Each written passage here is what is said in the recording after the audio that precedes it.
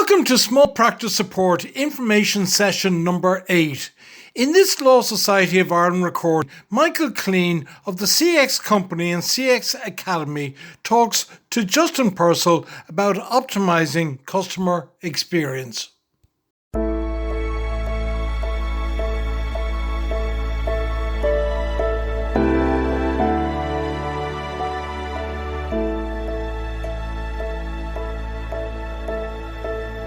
So this is Small Practice Information Session 8, Optimize Customer Experience. And I'm here with Michael Colleen from the CX Academy. I'm delighted to have Michael, who's a real guru in this whole area and has been studying it for years and years and years. So I think we're going to really learn a lot from him today. So Michael has spent a decade in the US working with GE, General Electric, Harley Davidson, Microsoft and American Airlines.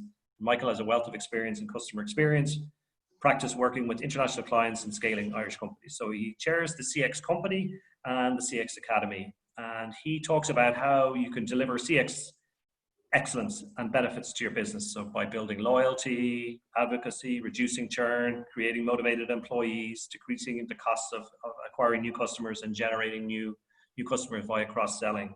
So it really does seem to have the sort of panacea and offer a lot of benefits. So I'm really intrigued to hear more about what you have to say today, Michael.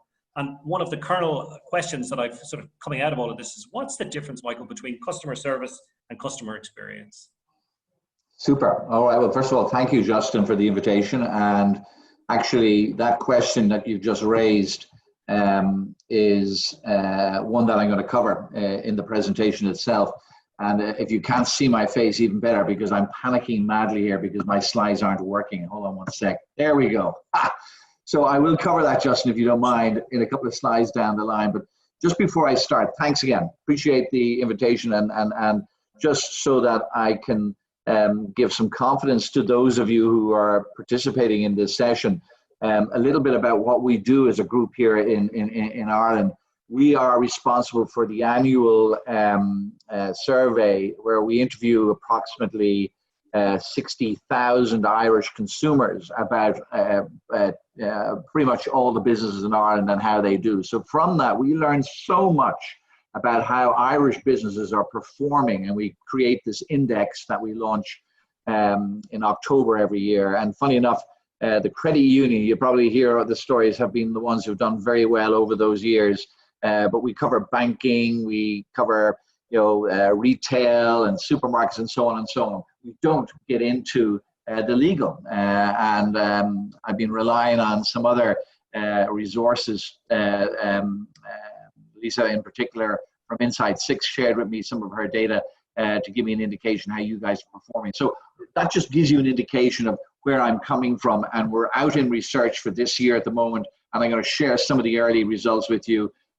That will come to play.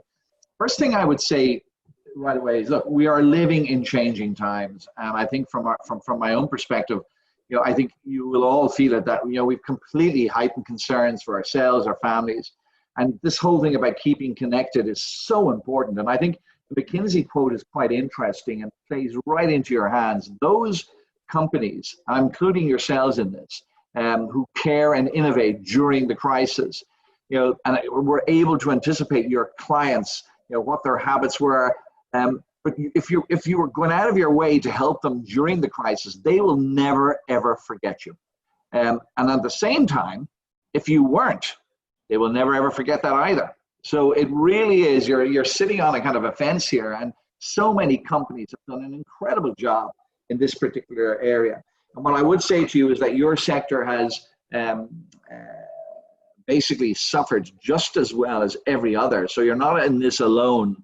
And I think, from one perspective, that's a good thing to hear. And I think, Justin, you and I were talking beforehand about the new protocols, causing serious disruption in everybody's lives. Everything from that face-to-face meeting that you don't do anymore, and tapping into technologies like we are here today, getting used to that, etc. It has caused all sorts of issues out there. And the fact that possibly the courts and those government departments are causing major delays because they're just not operating as they once used to. And our research is telling us at the moment that your clients today have become very forgiving of these type of things. But let me tell you, that's over and done with. they are not going to be forgiving for too long. Think of it from your own perspective. You know, our expectations today with businesses, even in regular retail, our expectations are so high. I use that example all the time, where I take taxis all the time. And you know, since we now moved to that platform, I'm in town and I click and it says your taxi will pick you up in 3 minutes, and I'm going, 3 bloody minutes? I mean, it's crazy. My expectations have gone through the roof. And it's the same for everybody else out there. And I would say that I recently had my own experience. I actually sold my home during the virus, which actually sounds like a country and western song, but I did. And the reason I did is because I had a solicitor who went the extra mile to make everything happen. It was phenomenal. I experienced all of the highs and lows during coronavirus, and eventually, you know, we got that signature. And I think, you know, there's a better chance of spotting a 3-legged unicorn out there than getting a signature on a document during the crisis. It's just phenomenal. But what it came down to was a solicitor practice that went the extra mile on everything that they possibly could. And what I hate to say, guys, is that's probably the new norm. It's going to be like that for some time. And it's, you know, I was on a call yesterday with the supermarket group here in Ireland, and one of the goals that they have is to do a home delivery in 30 minutes. You know, imagine that. At the moment, you'd be lucky to get the slot that you dream of. So everybody's really upping their game and going the extra mile in the near future. Here we go again. Just a bit slow. Excuse me, everybody. So one of the things that comes out of a piece of research done by Bain was they recently interviewed about 3,000 CEOs from different sectors around the world. And the question they asked them was, does your group or company provide a superior experience? And 80% of those practitioners, or those CEOs, said, absolutely, we do. But when they went back and then asked the customers, does that company give a superior experience? The answer was 8% agreed. You have this phenomenal gap. It's a huge gap in terms of expectations. And Justin, it feeds in very, very well in terms of what you were asking earlier about the customer service and customer experience. So as an outset, let me just explain to you our definition of customer experience. What we talk about is basically how your clients feel after they've interacted with your company. Excuse me. I beg your pardon. And when I spoke to Lisa from Inside Six, one of the things she mentioned to me was that you're notoriously poor as a sector in doing research after projects are completed and asking your clients, how do we do? How do we perform? Because that's a really rich vein of insight to help you.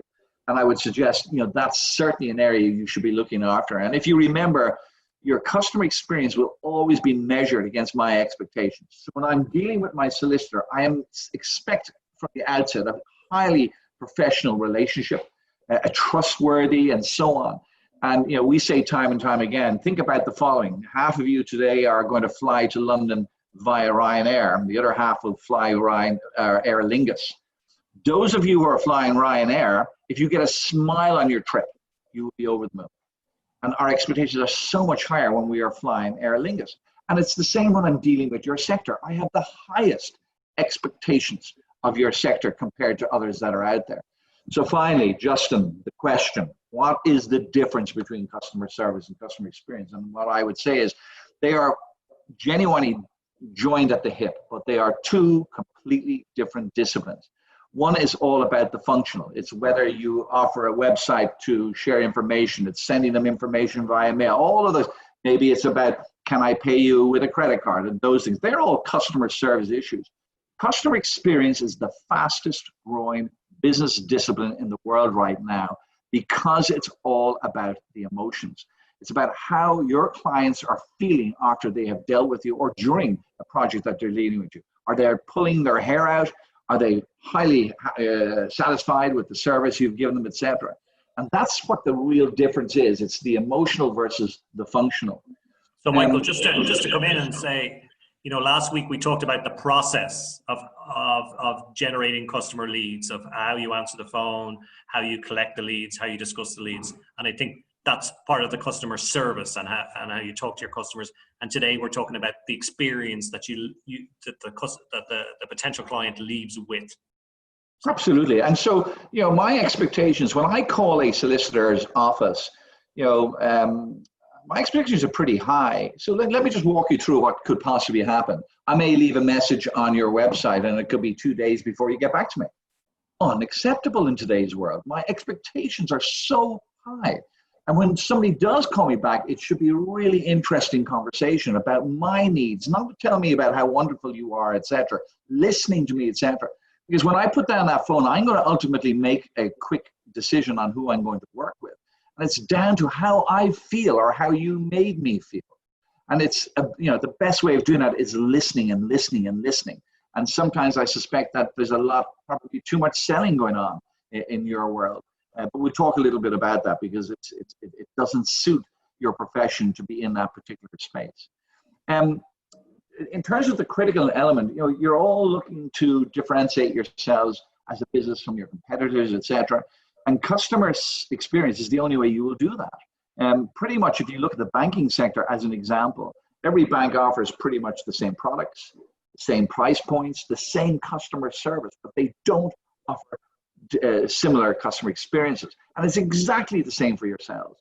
And the lovely thing is that your clients are going to stay longer with you, and they'll actually use you more often if you're giving them a really strong experience. But most important, and I'm going to talk a little bit about this, they become advocates for your business. And it's crucial because in today's world, and I'm a marketeer, so here I am telling you this, marketing does not work anymore, guys.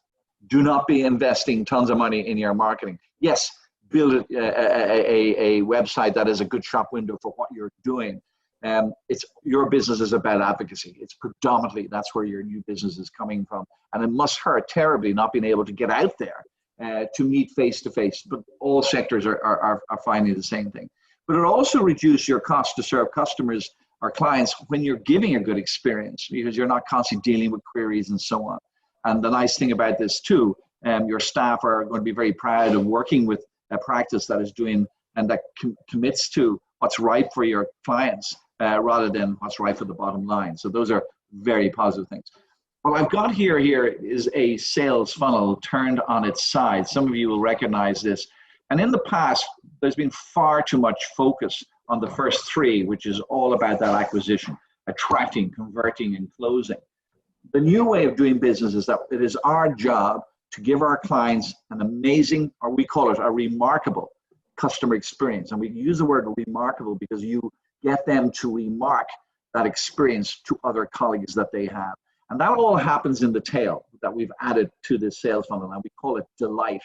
So, you are experts in this. You've been doing this for years. I was speaking to one of your colleagues recently, and he reminded me that you only started marketing or were allowed to market about 20 years ago.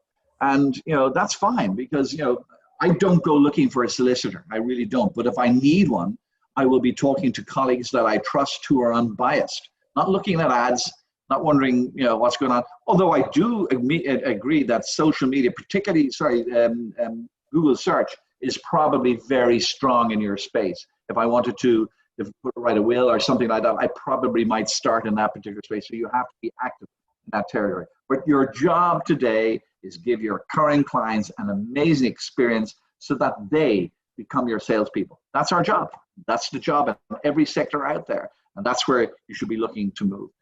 So let's talk a little bit about what's going on in the world out there. And I've kind of identified some CX trends, and I'm going to bring them to life through a framework that you are already using day after day, and you're doing quite well in it, but it'll be something you can take away from this session. I think the first insight that I would share with you is that Irish businesses are going to be dependent on government for the next, literally, 12 to 18 months. In fact, Micheál Martin was on the radio recently, and I think the number was 24% unemployment. That's kind of where we're looking at, and that is just unheard of. 1/3 of those businesses that shut down on March 20th will not be opening. There's a lot of really negative connotations that are adding up here. But what I would say is we will get back to normal. We just don't know when. So just hang in there. We're all doing that. My own business, we're doing the same. We're cutting our costs. We're doing everything for that survival. So we were in a stronger position when we pick up. Another key insight that's coming through in our research is that we are never going to forget those people, particularly on the front line, who have become heroes. So that's everybody, obviously, from our nurses, from those who are stocking shelves in our retails, to your own colleagues who are working and answering the phones, etc. In my experience, when I sold my home recently, it was a team of people who were just chasing everything down. They were the heroes. It was phenomenal. So we can't forget that. And we need to think about how we reward that. We shouldn't. I'm looking at businesses every day that are rewarding people for generating new business. And they're going to have to change that model, and they're going to have to reward their staff for keeping their customers happy. That's what it's coming down to. We also are looking at this whole area of getting the right channel balance. And customers are now demanding this touch-free interaction, and their digital or online habits are changing dramatically and accelerating in an incredible way. So yes, you do need to be looking at website and Google search. Those are kind of areas that you should be constantly updating, etc., and it will pay off in the future. And then, this whole issue of flexibility and agility. I'm looking at a whole change in our skyline of property owners. The likes of Google's, etc. They're now, instead of being offices, they're likely to move into the apartment game. Look at offices that are closing down that may be used for social housing. Cruise ships becoming hospitals. A lovely story about the Finnish postal office. Their workers are now helping the vulnerable, rocking up and cutting their grass. Things like that. It's just brilliant. We're all looking, how can we do what's right for our clients today? Not what's right for our bottom line. This is what it's really all about. So I mentioned earlier, we have a framework, and this is based on about 8 years of our work. We've covered over 3 million interviews. And these are the 6 emotional drivers that your clients, and this is not just a business to consumer, this is business to business as well. These are the key elements that all of our clients out there today are looking to see being delivered brilliantly in order to create that really strong bond. And so I'll bring these to life now, and I've chosen a couple of examples. And what I would say to you outset is that there are no examples here from your sector. And I say that to every presentation that we do. We want you to look outside of your sector for excellence. There's an awful lot of sameness if you study your own business. So look at hotels, look at retailers to see what they're doing that you can apply in your own lives. So let's start out with the first driver, which is I trust you. And this is the most important driver. And it's all about how you're building trust with everything you do with your clients. And the first thing I would say to you is that, and I say this, you can imagine my conversation with banks and insurance companies. Guys, you suck here when it comes to jargon. It is appalling. I don't understand anything that you say to me. And sometimes when that goes on and on and on, I have a sneaky suspicion that you guys are hiding something and our trust starts to break down. Now, I'm aware you've done huge work over the years in tidying that up, in starting to use language that we're all getting familiar with and being comfortable with. But you can't stop working on that. And I look at somebody like Unpust. Unpust score brilliantly every year, and it's down to the human touch of their postman. They knock on your door every day, be it the business or at home, and in most cases, they know you by name. And the work they're doing, particularly with the rural, vulnerable people in this country, it's just phenomenal. And we're just really engaging with them. I say to Unpust, take a bow, you're doing some incredible work there. So you look at this one driver, and I ask you then, are you being proactive with your clients? Are you continually calling them ahead of issues? Are you actively listening to your own colleagues in work to find out, are there things we need to do to help our clients? Are you explaining things with absolute clarity? Do you use the simple language and avoid that jargon? Do you say that you're going to do something? Do you actually do it? Don't ever say, I'll pop that in the mail to you. Nothing gets popped in the mail anymore. Just think about those things. They're all about building trust. We get into the second one, which is probably the most impactful driver. And this is the one which is all about personalization. You know me. How do you treat me, your client, as an individual? Do you really understand my genuine needs today? And I look at companies the likes of Netflix or Amazon. I mean, I'm on starting my holidays, and I go onto Amazon. I love to read books when I'm on vacation. Bang, they'll send me 2 or 3 books. They know me better than I know myself. Netflix, I go onto their series, And it's amazing. You know, I can pick a movie now that they'll recommend, and I actually enjoy them.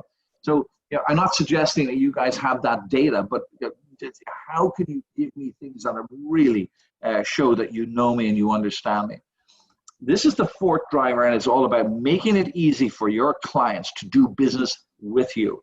And I've chosen this example from JetBlue, which is an East Coast boutique airline in the United States. Some of you may have been lucky to fly with them. They're really superb. But one thing they recognized a number of years ago was that for any of you who've ever flown with a young child, you know the stress that is involved in this process. And what JetBlue have done is on Mother's Day each year, before the flight takes off, they'll introduce all passengers that we now have 5 kids on our flight today. If one child cries on this flight today, you'll get a 20% discount on your next flight. You know, and if all 5 cry, you'll get a free round trip ticket. The plane erupts. People are throwing things at kids, they're getting pinched and so on. So it's actually, it turns this negative feeling to something that really is quite remarkable. And think of the conversation that takes place the following day when I come back from my vacation. One of my colleagues will ask me, "How was your holiday, Mike?" And I go, "It was really lovely, thank you. But wait till I tell you what happened on my flight home with JetBlue." If JetBlue ran a TV campaign saying that they were the most empathetic airline in the world, no one would believe them. They just won't believe them. But when they hear it from me or from a colleague or a friend or a family member, it's absolutely believable. And that's our challenge. And I think JetBlue is a great example of how that works. And we talk about the whole empathy side of things, and this is really important today in your sector. You know, this is an example of health workers. Can you imagine what it would be like? And hopefully none of you on this webinar have been through this process. I fear for it. Being in a hospital bed with coronavirus, and you look at these nurses and doctors, and to me, they look quite alien. I'm already spooked enough, I'm scared, etc. And they've actually chosen just to do something that's humane, and they've put photographs, smiling pictures of themselves on their costume so that I know they're human. That's the kind of thing. This is really a good example of how we should all be looking. What can we do to make our clients' life easier during this crisis? And we also then talk about delivering on your promise. There are so many companies in Ireland, we're not good at this. We overpromise and underdeliver in so many ways. And I just think, to be fair, the telcos have been appalling over the years in terms of their delivery. You know, you sign up for a Sky this or that, and you pay 10 quid a month. And then after that, for the rest of your life, you'll be paying 500 quid a month. It's ridiculous. You can't do that anymore. We've lost that trust with the telco. However, look what they did. They recognized that during the crisis, people were now working from home, and they recognized they would do anything to make sure those people could work from home. And rather than doing face-to-face, they would rock up and they'd talk to you and point to buttons through the windows. They said, Virgin are a client of ours, so we've been monitoring this incredible going that extra mile. And that was my experience with my solicitor's office 8 weeks ago. They went the extra mile on everything, and that's the expectation we now have going forward. And then finally, resolution. When things go wrong, do you fix them brilliantly so that you have a better relationship with your client as if nothing went wrong in the past? So this has been heroic. And I think this story is one of my colleagues in work. She was due to get married earlier on in the year, and it got cancelled, obviously. And she went through the pain of cancelling hotels, bands, everything that is associated with one's wedding. And she was going on her honeymoon on a cruise. And when she called them, she said she would never, ever forget the experience, to the point they've actually offered her a 125% voucher when she signs back, if she signs back up to do that trip again. She hasn't stopped talking about it, and she's really excited. So, you know, when we're dealing with these issues, and that goes back to the point that Liza mentioned the last time around, you've got to really start asking questions about how are you doing on a day-to-day basis with all of your colleagues out there. My final slide before I hand back to you, Justin, would be... So, Michael, just before you hand back, just if anyone has any questions out there, I know we're coming to the end of the session. It's been highly, highly informative and really intriguing to hear all of the insights that you have, Michael. But if anyone has any questions, pass them over. So, Michael, do you want to do? Back to you. Absolutely, and I'm very happy to spend a bit of time. If anybody has questions, I'm happy to address those. My final slide, Justin, is we have two businesses, one of which is a CX Academy. And to be fair, Justin, that's how you and I first met in this fine world we live in, when you were in your Enterprise Ireland days. And we have built basically an online learning program. I mentioned to you earlier, we're now in 35 markets around the world. If any of your members are interested or want to learn more, we have two courses. One is a certificate and one is a diploma. I would suggest that the certificate would be perfect. It's a 6 kind of week course, and it really is a superb way for you to build a plan about how to excel in customer experience. So if it's of interest to anybody, please connect Justin. I'm going to suggest with you directly, and we'll put together a package for them to put that in place. They're wonderful courses, and they're going down extremely well, and it is a good place to start. But you'll have to put up with me speaking on some of those modules. But hang in there, it's not too bad. So, Michael, finally, I suppose just before the call ends, so what small changes could you think small legal practices could take to sort of to take on board some of the powerful insights that you've kind of delivered today? Is there any takeaways? Yeah, look, it's technology is here to stay. There's no question about that. However, face-to-face is still the most important medium you have. When we do our research, the Irish consumer, Irish people, business people, they still have a preference for face-to-face communication over any other. And we are so incredibly much higher than other markets around the world. It's not going away. But look, you do have to look at your digital play. I think certainly search is important. Most of those consumers out there, they don't know what they're looking for. They don't know the sort of help they're looking for, and search can sometimes be a very, very strong element there. And then I would finally say is, look, every time you're working with a client, always remember, if I give this client an amazing experience, that person will become my salesperson. And I would ask them to become an advocate for your business, and they will be honored to. They will absolutely be honored. Don't be afraid to ask your clients to become advocates, because they obviously have got a good service from you, and you want to build up a sales force out there, of 10, 20, 30, 40 people. It's really important. So that would be probably a project you could start working on this year and next. Okay. Well, thank you very much, Michael. And thanks everyone for joining us today on the Small Practice session number 8. We've got sessions running weekly at 1 o'clock, and next week we will talk with Keith O'Malley on updating of state supports for your business, so some of the new announcements that have come out from the government, and then mental health for supports on August the 12th with Julie Burke. Listen, it was a great pleasure to have you on the call today, Michael. You've given us some really powerful insights about sort of building emotional bonds with your customers and how important that is going to be going forward. So we look forward to talking to you again, Michael, and thank you very much. And Slán. A pleasure. Thank you. All the best.